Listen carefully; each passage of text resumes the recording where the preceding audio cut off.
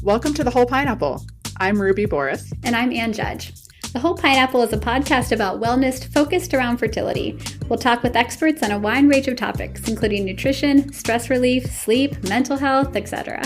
And we'll dig into the issues that can cause fertility challenges, like PCOS, or early menopause, or cancer treatment. So if you're curious about your fertility, whether you're ready to start a family, or you're preserving your options for the future, let's dig in. Welcome to The Whole Pineapple. I'm Ruby Boris. I'm Ann Judge. And we're so excited today because we're bringing you another, journey through history. We're talking about the history of fertility medication. That's right. If you've been listening to the podcast and thinking, these guests are fun, but why can't I just have more of Ann and Ruby talking? That's you what got we're your getting wish. Today. Yes. I know you're all thinking that. Like, why can't I hear Ruby and Ann talk more? About biochemistry, because it's so cool. It's so exciting. But I love this stuff. Like, I feel like, how you talk about nerding out on the nutrition stuff. That's for me what history is, because I just think it's so fascinating. Although we have all these advances in fertility treatment and we think of it as being so high tech, it's, a fairly recent window, and there's so many interesting twists and turns along the way. And even the short time we have today, we're just going to hit the real interesting fun points. So especially those of you that are maybe listening that are on fertility medications, don't you want to understand them? It's pretty cool to see where they came from. And there's some really fun stories with everything. Yeah, I have to tell you, when I was going through so first of all, I have to say that Anne is the type of person you want on your class project. Yeah, doing the work. She did so much homework up front. And not that I was a bad team member. I was a very good team member, but I'm like, okay, yeah, she was definitely the leader. I was like the quiet one that quietly did all my work and contributed. But certainly Anne was like the go-getter. And I'm so appreciative because the articles you found were awesome, spot on. But reading through them, I was like, okay, I totally get your love of anthropology. I'm diving into this and I'm like, I couldn't get enough. And so there's Google search. I went probably far deeper than we needed to, but yeah, so I'm excited to talk about all this stuff. Let's do it. And so I think you had a really good approach that we're going to try and start going a little bit historically, because to get the background for fertility drugs like Clomid and where it came from, we have to even start earlier than that, when people first started to realize that we could check hormones. Yeah. And there was a quote from Darwin, actually, that was commenting on some of the things that he had discovered, but he was also saying, I didn't really discover that this. Hippocrates was talking about this. Right. So these kind of things have been around for a long time, and we'll talk about that throughout. But one of the things that came up in one of the articles, which was I think it was the Tale of Two Hormones article. So we will post that in our show notes. But they had mentioned that modern humans share the same steroid receptors in our bodies as sea sponges, jellyfish, and worms. So it's these hormones, these steroids, are kind of universal. Mm-hmm. And then they had also, researchers have found recently, I think it was in 2012 or something, that they found progesterone receptors, or the progesterone protein steroid, in walnut trees. And so knowing how long we've had walnut trees, that goes back, it's an ancient biomarker. So it existed before humans. And you always have to bring up the walnuts. Everything comes back to walnuts. Okay. So I have to, here I go again. So plants come up a lot in this too. And I was just like, see, plants are medicine. See? Yeah. Potatoes, apparently. Lots of potatoes. All right. So take us back in time. Where do you want to start your story? Okay, yeah. So I thought it was interesting that a lot of the research in terms of the medication research was initially geared for menopausal symptoms, and that can be dated back as far as 1899. And the first person who kind of defined what a hormone was Ernest Starling, and he commented that it was to impel or arouse. which I was like, oh, okay, well, yeah, kind of, I guess. It kind of tells your body to do things. It's a messenger. Yeah. I mean, it is follicle stimulating hormone, right? So we are we are arousing those ovaries. Yeah.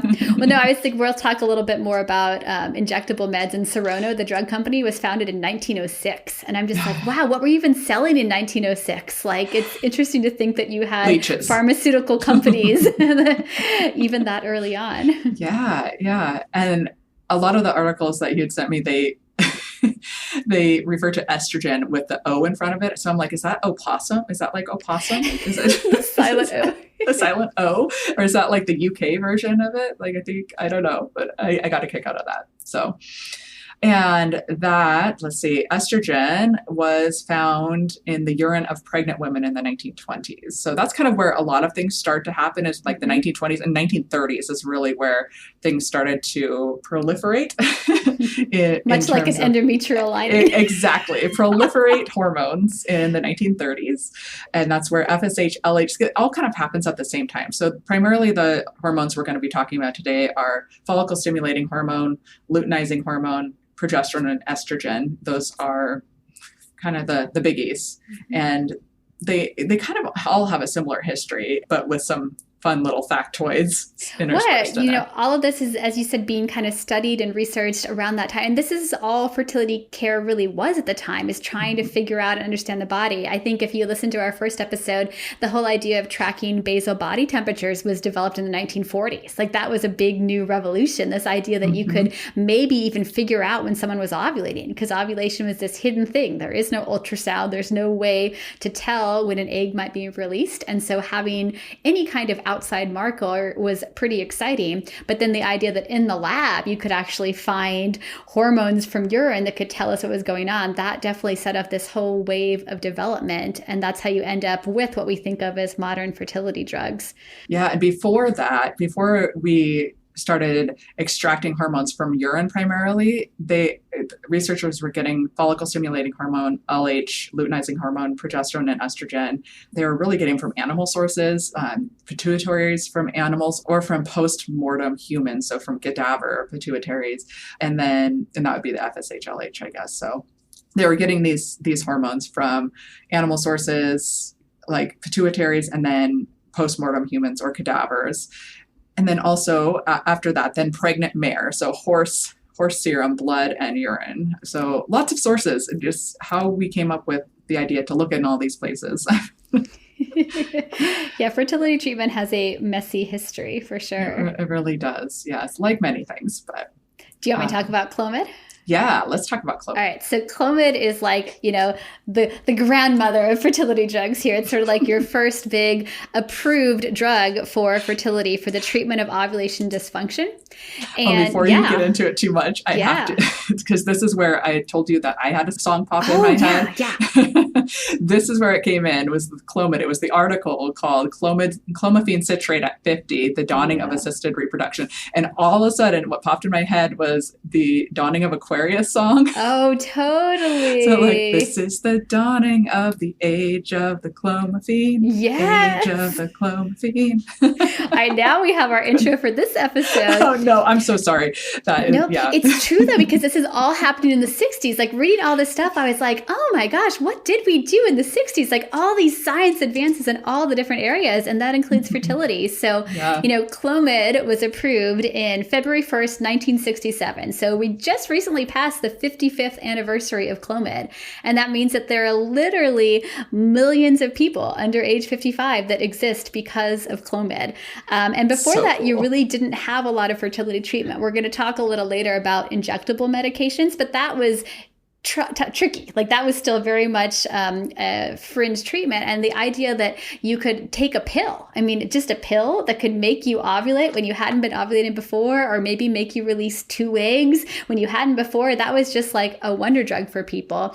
And there hadn't been that much in the way before. And I know Clomid has a special place in my heart because it was my intro to fertility treatment. Like, when I was ready to try and get pregnant, like many people, I had been on birth control pills pills for a long time. And because I'd had irregular cycles when I was younger, I just took the pill and then I went off the pill and was like, okay, we're ready. And then I just never got a period. And I was like, well, that was easy. And then did a home pregnancy test. It was negative. And was like, oh, and then it still didn't get periods. And that's how I realized, oh, I'm not ovulating. And I think I had about probably less than a minute conversation with my OB when I went in to talk about it, where she was like, well, let's prescribe some Clomid. And I remember her saying it'll help you ovulate and it might give you twins.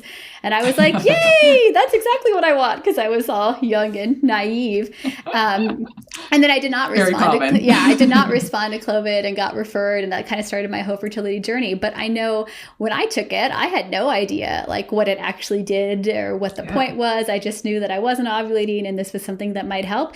And that's pretty much what these initial people were in the same situation with as first. So, we've come a long way, but it's still a very common fertility drug in use. So it was approved in 1967, but actually first synthesized in 1956 by Frank P. Palapoli, which is just a really fun name to say. And he was a chemist with the William Merrill Company. And Clomid works by being a selective estrogen receptor modulator. And so, as Ruby mentioned, all of these drugs, to kind of get how they work, you have to have a basic understanding of the pathways. And if you've listened to any of our other episodes, we're having one on ovulation predictor kits where we do talk about that LH surge. But just know that things in the body tend to work in these feedback ways, these pathways, like in our thyroid episode. And so you have, to simplify it, the brain kind of sending this signal of FSH and LH down to the gonads, and ovaries and testicles both respond to FSH and LH. And it's those medications that are then kind of telling them to kick in production of egg, production of sperm. And then as an ovary is growing an egg, you get this feedback of estrogen, that as the egg grows, your estrogen level is rising, and your brain senses that. And it's a really similar pathway in the testicles too, where as you're producing sperm, you're releasing testosterone. And that's why Clomid is also sometimes used as a fertility drug for sperm production, which people don't always know or realize. Right now, I think at least once a year, I get like a confused call from a pharmacy that thinks that we've like miscalled something in. We're like, no, this is for him. Yes. But what you have for Clomid is by basically hiding your brain's perception of the estrogen. So your brain thinks that the estrogen is really low. That makes it think, oh, I need to send more of these hormones. I need to send more FSH, more LH to grow an egg for the month. There must not be an egg there because my estrogen is low. And that's sort of what kickstarts this whole pathway of ovulation.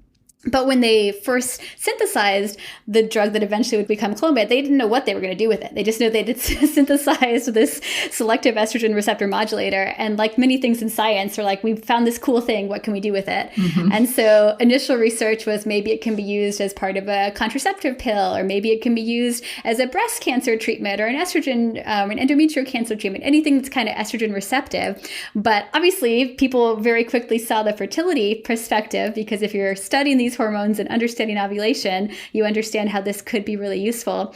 And so this is all happening in the early 50s. And at the 1960 meeting of what we now love and know as ASRM, so the American Society for Reproductive Medicine, back at that time, it was still called the American Society for the Study of Sterility, which is a much more sad and clinical name. But they had this discussion about how this could really be used to induce ovulation. And then by 1961, scientists had their first successful study. So they published a report that Clomid had caused ovulation in 28 out of 36 patients, and that 4 of them had already become pregnant. And it's exciting, but also put yourself back in that place. Like, who are these 36 people that are willing to just try an experimental new drug? But I think you probably get the same thing today. I mean, people that really want so desperately to be pregnant, you really are willing to try almost anything. And so this was very, very exciting. But what's fascinating here is also the time frame for all this. So in these early 60s, there's also this increased understanding and awareness of the need for regulation, that you've got to start doing more and bigger trials before you approve drugs. Because while the Merrill Company is waiting for this approval for Clomid, they're also waiting for the approval of another medication called Thalidomide. Dun, dun, dun. That was so interesting to be coming back and reading this. I had no idea that you had this overlap. Did you know this, I didn't know that either. I did not know that. And it it's so interesting going through the timeline for things, because what was happening at the same time as other things, and the fact that like DES was mentioned in the history like far before it was even like a Yeah. controversial medication or like proven to be problematic. Yeah. Uh, So, for people that don't quite remember, thalidomide is this well-known cautionary tale of drug approval and toxicology. So thalidomide was marketed in the late 1950s as a sedative for treatment of nausea in pregnant women, and it was used quite widely in Europe and Australia and Japan. And during those years, approximately 10,000 children were then born with shortened limb defects. And so during this time frame, they started realizing that there was this pattern. It was banned in most countries by 1961, although some countries did continue to use it a little bit later. And the fact that it wasn't widely used in the US really is kind of more just a tangential thing. It's not like we were magically smarter or better than these other countries. It was not held up because people had concern about the birth defect risks. In fact, Dr. Francis Kelsey of the US Food and Drug Administration people didn't know. As late as 1962, you had one of the founders of the Tetralogy Society writing that they doubted that thalidomide was really responsible for this epidemic of limb defects. And their rationale was they didn't see it in animal models and that it wasn't the consistent result. You could have a lot of people that took it and had no effect, and you'd have some people where the child was born with a shortened limb and they didn't remember taking thalidomide. So, science is messy. And there was this whole time frame where they weren't really sure if it was related. But that wasn't what the FDA was worried about. The concern was that there had been some reports of peripheral neuropathy in people that had taken it, and they wanted more data to understand that. So we really kind of just got lucky that it wasn't approved when all these other countries were using it. But during this time frame, the Merrill Company was still distributing thalidomide to physicians' offices for some sample use while they were waiting for FDA approval. And once they started to have more consistent data coming in showing that there did seem to be a link, then they voluntarily withdrew their request for drug approval. But at the same time, you have Clomid going through. In fact, Clomid was only the third application filed for drug approval with this new process that was put in place because of the concern over thalidomide. So 1962 Drug Amendment Act is what kind of set up that there had to be a process, and Clomid is the third one of these ever filed. And again, the thalidomide legacy is that they refined it even further in 1966 by setting up this tiered testing protocol that drugs have to go through to get safety approval, and it's still being used today in pretty much the same backup. So all this regulation is kind of getting put in place right around the same time that this is happening with the approval for Clomid. And Dr. Kelsey was later President Kennedy gave her the recipient of the Gold Medal Award for Distinguished Civilian Service for kind of being a little bit dragging her feet. But if all these windows had been shifted just a little bit, I mean, what kind of person would have signed up for a drug trial for a fertility drug by the same company that brought you thalidomide? Like, it would never have gotten off the ground. It was really just the fact that this wasn't public known when they were first starting all of their studies. So it's incredible. And what blew my mind when I was looking at all this stuff was that the idea of combined oral contraceptive pill, the contraception pill, was actually somewhat of a mistake, or, like it was just kind of a happy accident. It was really a mistake in the production process. So a small amount of synthetic estrogen was contaminating the synthetic progesterone, norethindrol. And when they went to go purify that, they realized that norethindrone, when they tried to purify it to strict norethindrone, it resulted in greater rates of irregular bleeding in the people that took it. And they realized that having that little bit of estrogen quote unquote contaminated in it resulted in more endometrial, or that uterine lining stabilization. So they didn't get that irregular kind of breakthrough bleeding, spotting. And that's how they got on the path to making the first combined oral contraceptive pill. It's so cool. It's like that was the birth of the birth control pill. Because a little estrogen makes everything better. Just a little smidge of estrogen, not too much, not too little. It comes with a lot of hormones, actually. And then interestingly, like most pharmaceutical companies refused to market any kind of contraceptive pill initially because they feared backlash from the Catholic Church. So a lot of things that in history. Oh, we're going to get into the religion part a little later, too. We'll get into the injectables. Yes. Yeah. Oh, yes, for sure. It all comes around. And then they didn't even realize for like the longest time the issue with just giving people straight up estrogen. So as I mentioned, the initial uses for these kind of hormones were for menopausal symptoms or menstrual issues.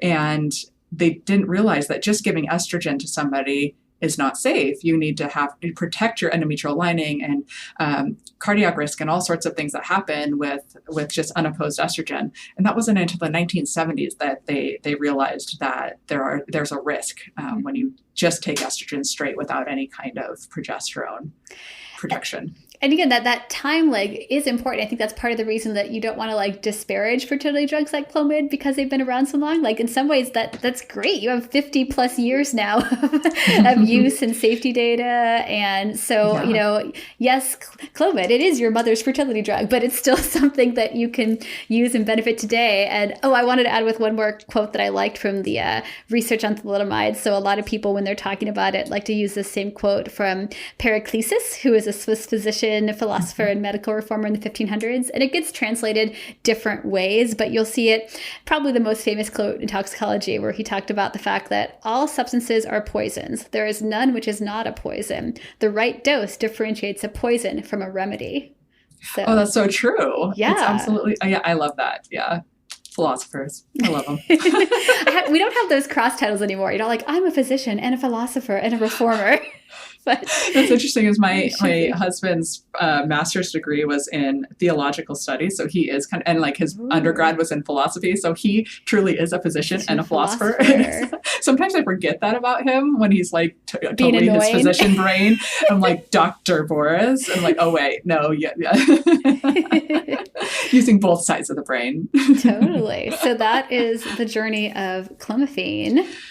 Yes. And so you'd mentioned that, clomiphene's been around for 50 years. The newer comer is letrozole, but really letrozole, or Femara, which is its brand name or its trade name, has been around for 20 plus years now. So it is no longer really the newcomer. And that's one of the things I talk to people a lot about too, is like, listen, this hasn't been around as long as Clomid, but we do know quite a bit about it these days. And so a new compound in 1986, so this happened, as old as I am, it was tested by a pharmaceutical company that is now Novartis. And this compound is now letrozole. It's a third generation non-steroidal aromatase inhibitor.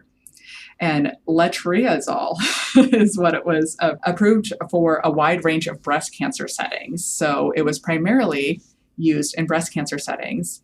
They had found that...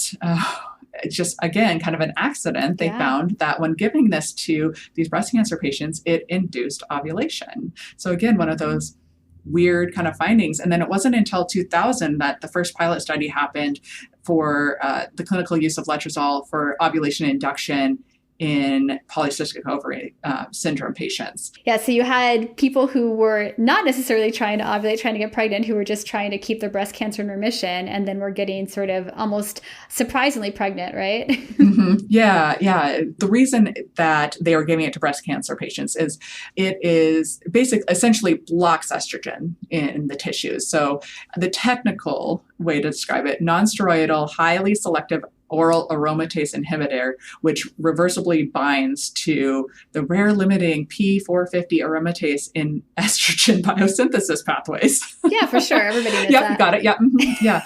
Which inhibits the conversion of testosterone to estradiol and androstenedione to estrone. So for all of you scientists out there, you totally followed me. But basically, it downregulates or slows the estrogen and increases the secretion of pituitary follicle stimulating hormone. So blocks the estrogen, makes the ovaries think that, the brain think that you're not producing estrogen. And then the brain sends that follicle stimulating hormone to the ovary saying like, hey, wake up, you need to build an egg. But they originally used this because it had that estrogen blocking capacity. They used it in breast cancer because a lot of breast cancer have estrogen receptive dominance and can be used to shut that down. Everything has multiple uses. Like thalidomide is still in use today in certain cancer treatments. It just has to be used very, very cautiously and making sure there's no chance of pregnancy. So, these drugs can be, again, useful or harmful based on exactly what parts of the body they might be impacting at a certain dose or at a certain time in the cycle. And so when letrozole first had this effect because you did already have Clomid having been around for a very long time. Clomid is now generic. Clomid is now cheap.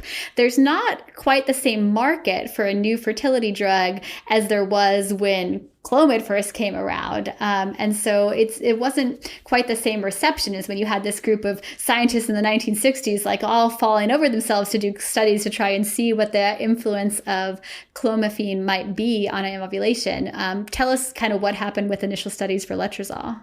Yeah, so as of now, and to this day, the only approved indication by the FDA is for cancer treatment.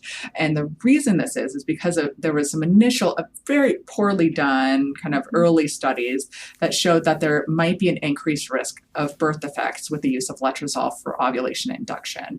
Although the number of births was very small compared to those that have used Clomid, and they just basically, the long story short is the number of people that they studied and how they compared things was not done well. And really, the rate of birth defects did not exceed just the normal random occurrence rate of birth defects. Which is there. I mean, this totally could have been the same story for Clomid. If that initial study, if one of those 4 births had a birth defect, that we probably would have never kept researching Clomid. Like, you can't base decisions off of really small pilot studies. And interestingly, in one of the articles I was reading, that Clomid has had some studies like that. So really, in some cases, they had slightly higher rates than even letrozole. But because that was the initial one, then and then the pharmaceutical company got a little bit like, worried.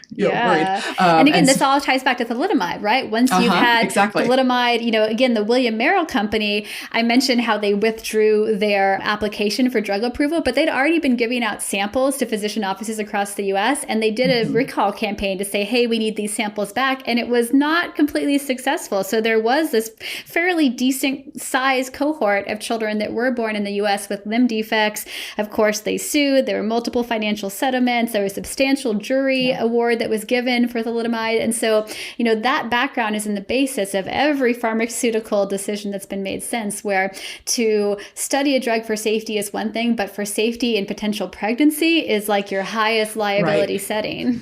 Yeah. And that is why, like doing studies on pregnant women it's really hard because you have to have established the safety beforehand.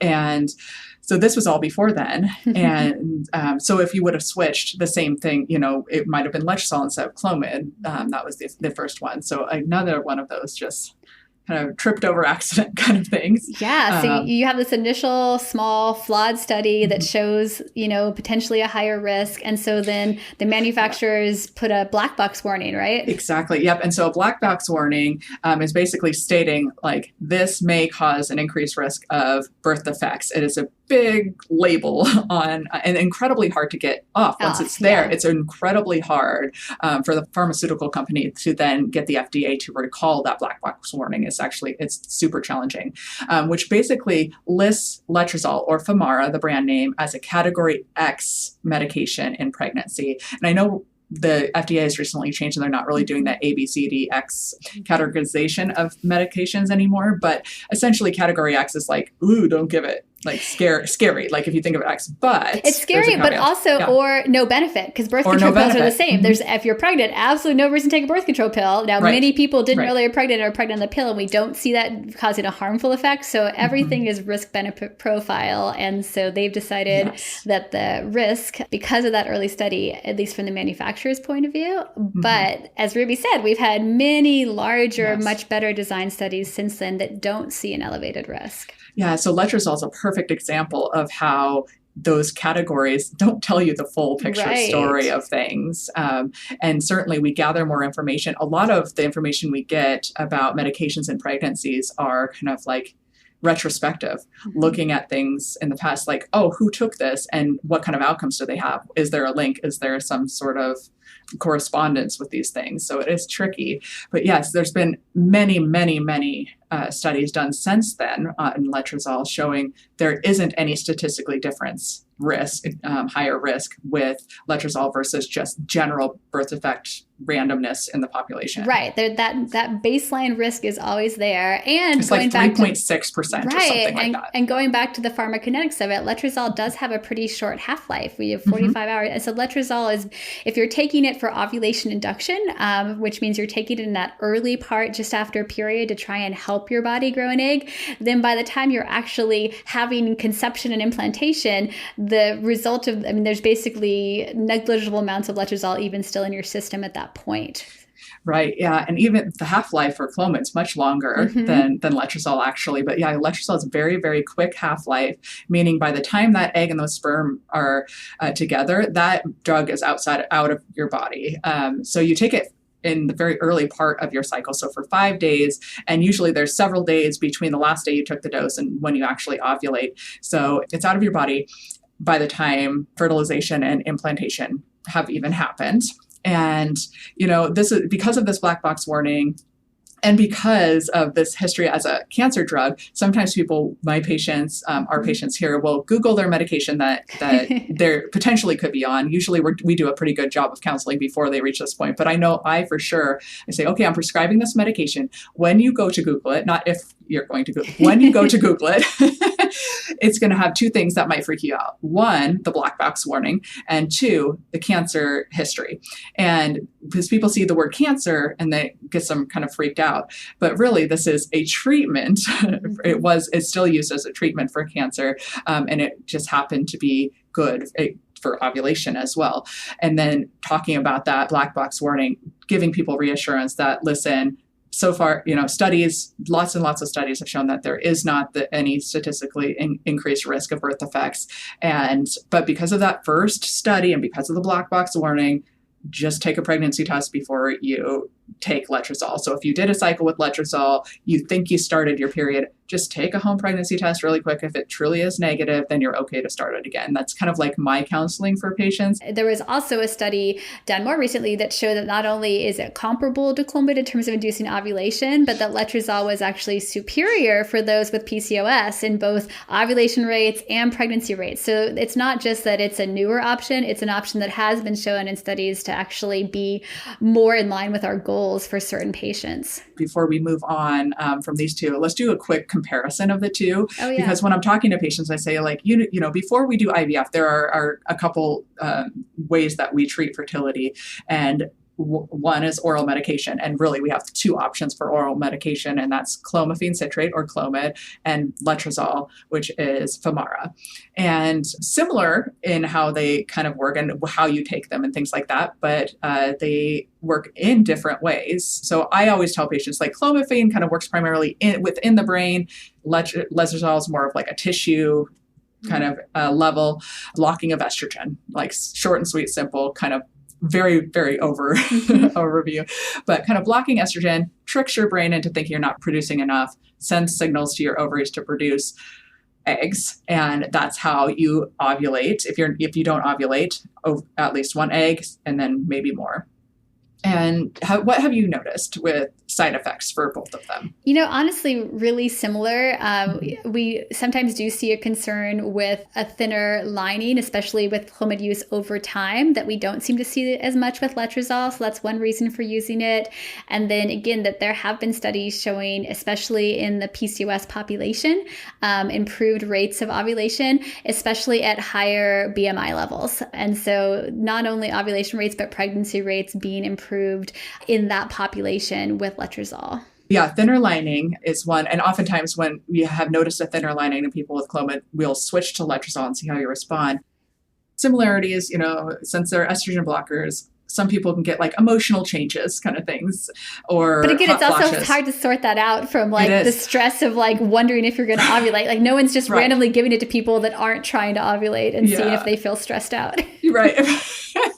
Yeah, true. And then I have a lot of people tell me with the letrozole, they get more headaches, but most people tolerate it pretty well, I would say. And I would say that as the doses go up, side effects tend to go up, but not necessarily. So I have people that tolerate both of them or one better than the other. And I guess I should say they are doing that. They do placebo trials, and you see in placebo trials pretty similar. Like people report headaches when they're taking the placebo. Yes. People report mood changes when they're taking the placebo. So it's more just that, we are people and therefore we get mood changes. Yes, we most definitely do.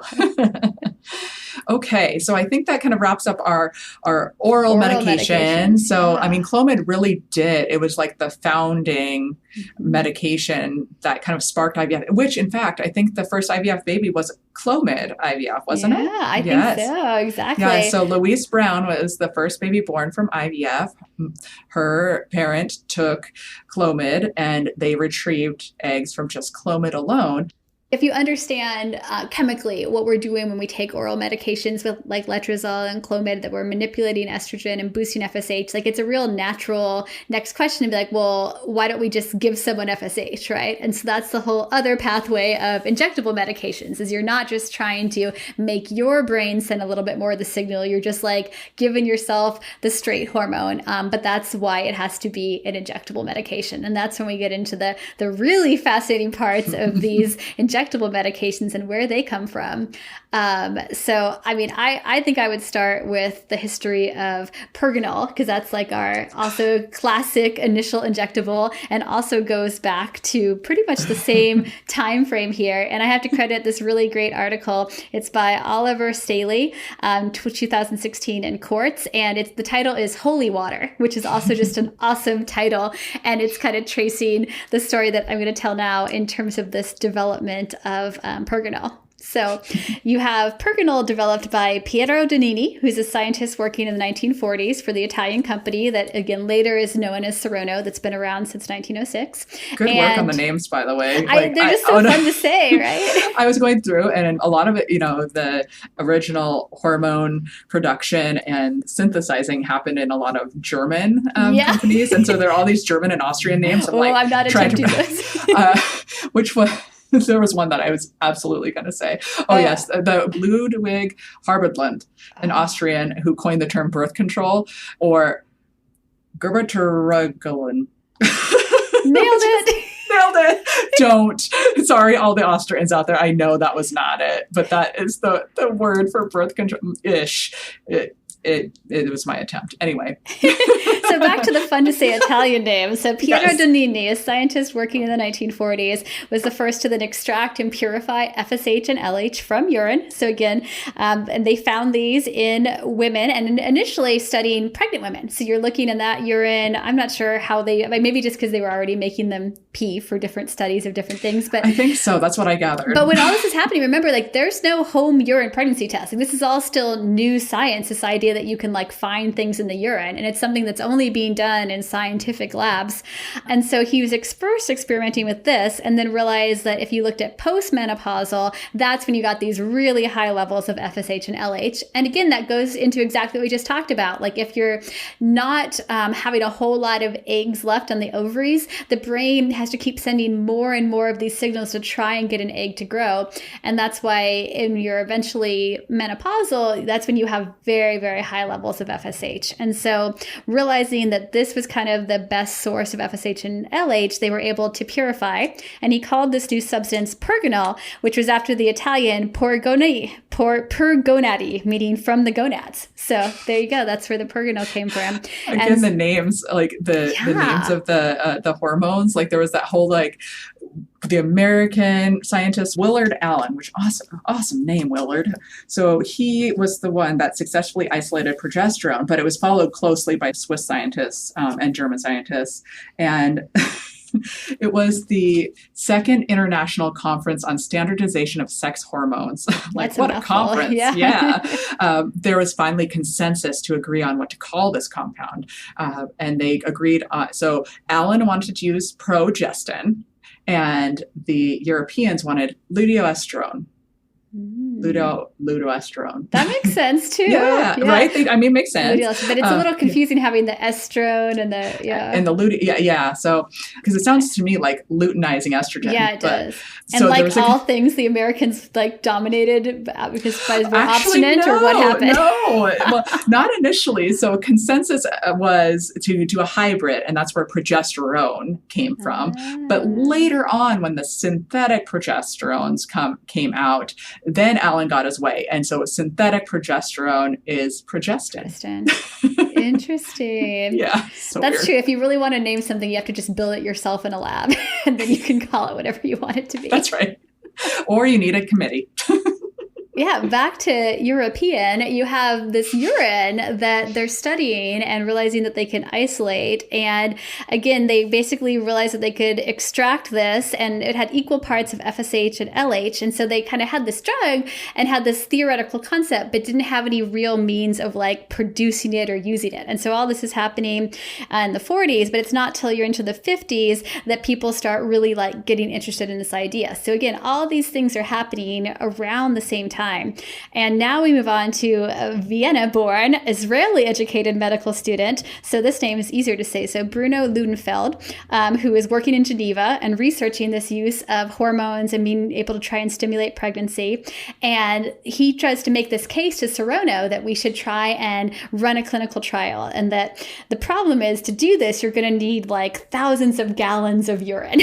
And it has to be from postmenopausal so that you can try and like be able to manufacture enough of the drug. And so as he talks about, he says, I, just a kid, had to go stand before the board of directors and ask them to help us find 400 menopausal women that would agree to collect urine daily. I gave my lecture and they applauded politely, and then the chairman of the board got up and said, that is very nice, but we are a drug factory, not a urinal factory. And I ran out crying.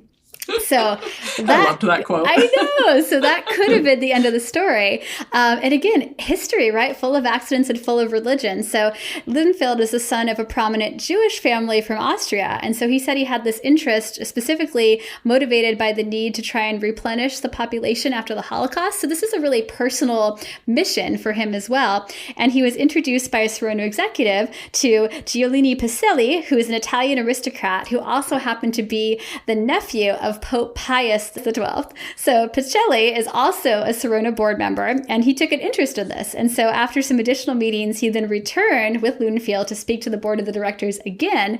And this is how they described it. They said that he gave exactly the same speech that I had given 10 days earlier, but at the end he added one sentence. My uncle, Pope Pius, has decided to help us and will ask the nuns in an old age home to collect their urine daily for the sacred cause. That, of course, convinced the board of directors immediately to help our research project with money and with resources. I later discovered that the Vatican owned 25% of Serono. Oh my God, I didn't know that. I didn't either. So yes, you've got religion. You're trying to help build families. That's very important. What? But remember, the Vatican has their fingers in a lot of stuff. How did I miss that? I know.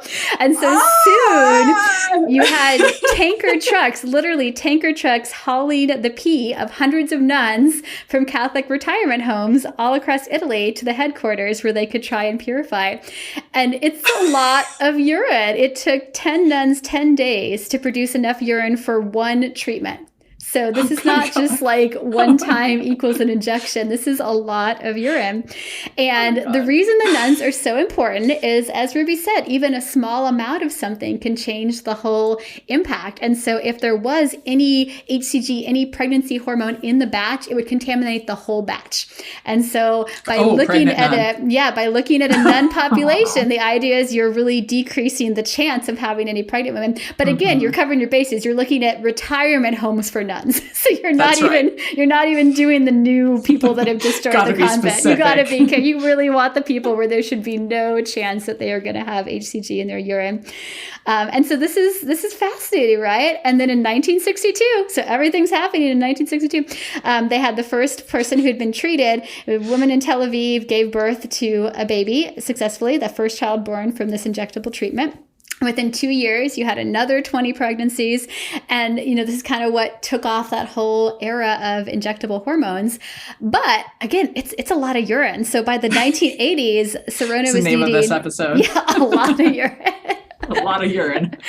Serono needed 30,000 liters a day to be able to produce sufficient quantities of the drug. And they knew that shortages were appearing. And that's what kind of gave this push to be able to try and synthesize hormones instead, which is what we're going to go to next. But yeah, it really, I'd always heard anecdotally it's somehow related to nuns. But that's where it came from. It goes all the way to the top. Yeah. And good bet for the Vatican too, because this was a pretty blockbuster drug when you had it. Oh my gosh! I mean, again, with clomiphene, you're trying to induce ovulation. You might get a few eggs, but with FSH and pure injections, that's what really allowed what we think of as IVF, where you could be like, let's grow, a whole batch of follicles on the ovaries. Yeah, instead of doing it like the back end, coaxing the body to send the signals. We're directly sending that signal to the ovary. So it's a direct punch. That's where that controlled ovarian hyperstimulation comes from, that hyperstimulation.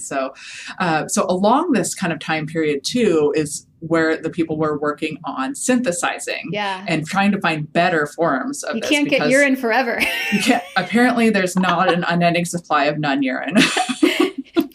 And that's funny. I actually reached out to one of our drug reps because Menopur is still a combination of FSH and LH where it is derived from urine. And I was like, are the nuns still involved? Like, where are they getting their postmenopausal urine? And you can read on the drug insert. This is all it says. It says, it is a preparation of gonadotropins, FSH and LH, extracted from the urine of postmenopausal women that has undergone additional steps for purification. So they definitely highlight that. And she's like, I don't know. She offered, she's going to send me a video. So I want to watch more about the purification process because I do think that's fascinating, but I don't actually know what their source is anymore. So, interesting. So interesting. So if any listeners are part of, have a relative in a retirement home that's like collecting their urine, let us know because there's definitely. I actually have a great aunt who's a nun.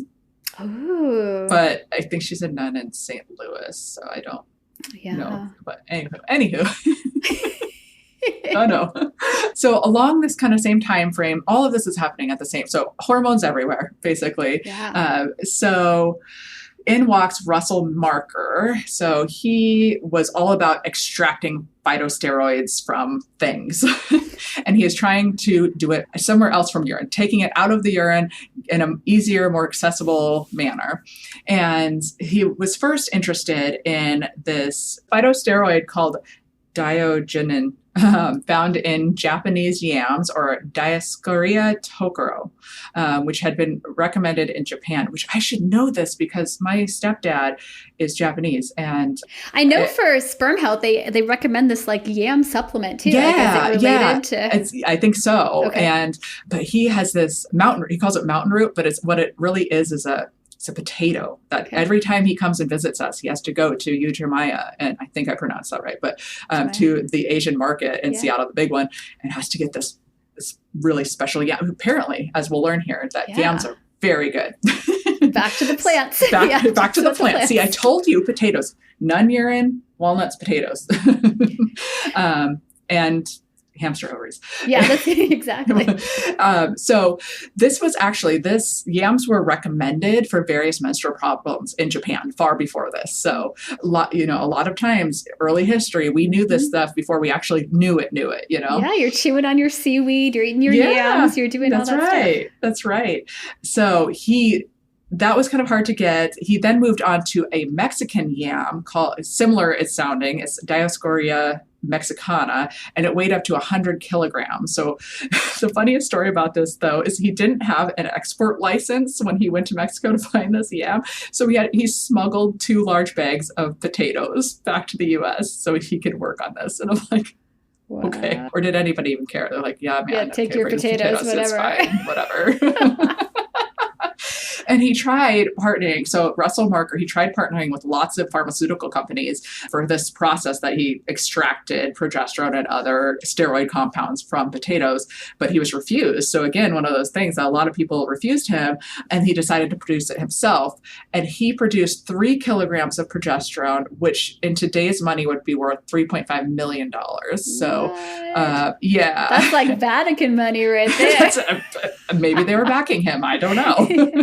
Wow.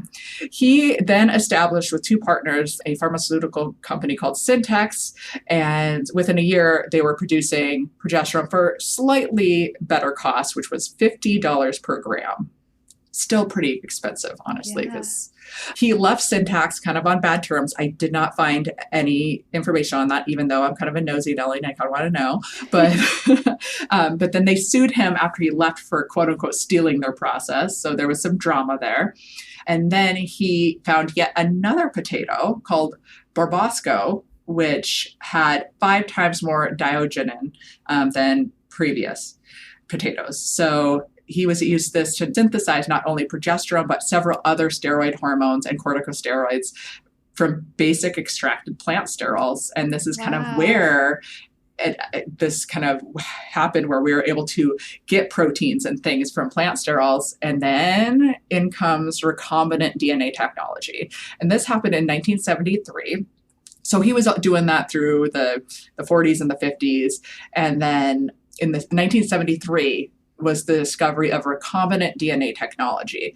And so recombinant technology, DNA technology, is something that's where we take the DNA that is coded for a naturally occurring protein and introduce it into a different cell. So basically it's artificially creating this DNA, and you have basically an unending supply of this protein once you do this. So you use these just cell lines that kind of keep growing on their own, and you just inject some DNA into that from a different substance and keep on producing. So that's how they were able to establish the recombinant DNA type of medication, and that's where recombinant FSH comes from.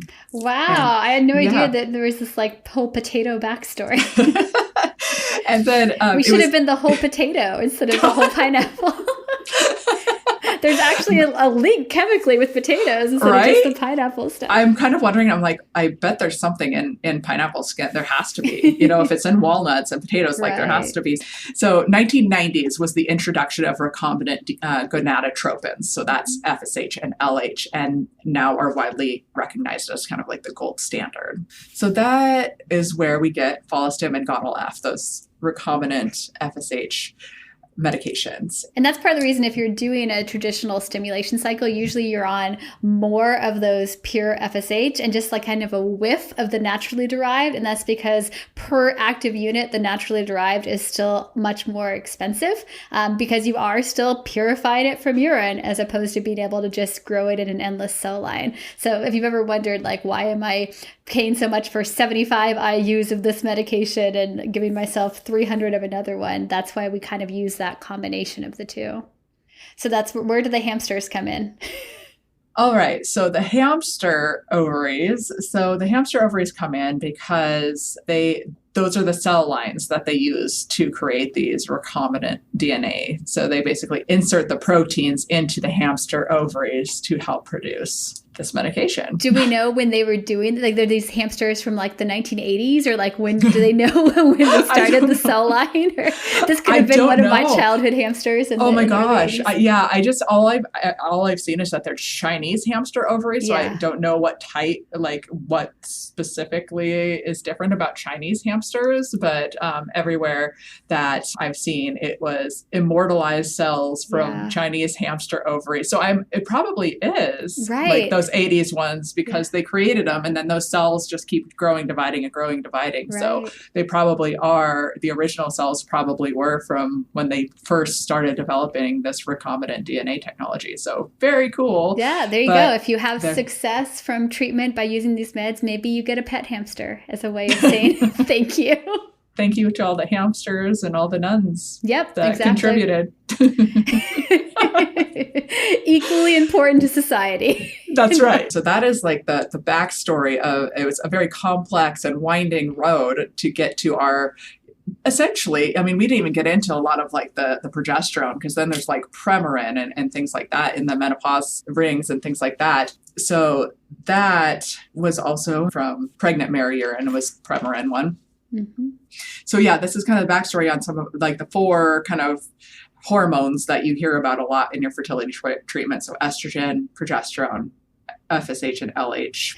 It makes me think about, like, who knows what they might be doing 20, 30 years from now. Like, you realize all this stuff that was happening from the 40s to the 60s in labs, and then you ended up with all these advancements. But I don't think people back then necessarily knew. So when we read things right now, I mean, the things that seem like science fiction to us, like, may actually be in practice in the future. But the challenge is for people that are trying to conceive now, you're kind of limited by the science of your time. Although that's one of the reasons that sometimes people are sometimes looking at freezing gametes, is that even if you are freezing a smaller potential number right now of oocytes, like maybe in the future we will have better technology for using them. So, I think the main take home is science is so cool and continues to drive forward with lots of little twists and turns along the way.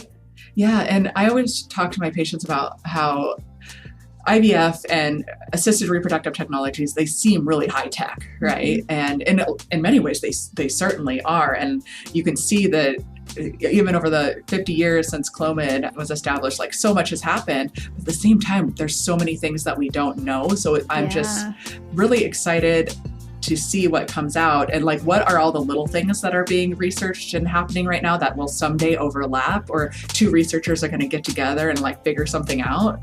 It's just, maybe it's the science nerd in me, but I find it really interesting and fascinating. And so this type of stuff I could talk about forever, but I think we will get a little too far in the weeds, and we've talked a little too much about it already. So, but hopefully, hopefully you enjoyed it. If you want any other history dives into something, any burning fertility questions, reach out to us. Send us an email. We love to research this stuff and tell you kind of the weirdness behind why we do what we do.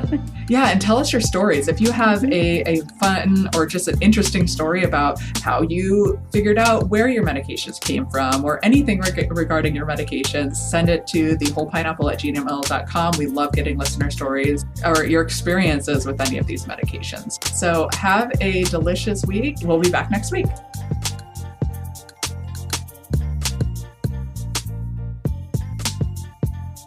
Thanks for joining us for this week's episode of the Whole Pineapple Podcast. We hope it was helpful. If you know someone who could benefit from hearing the podcast, we hope you'll share it with them.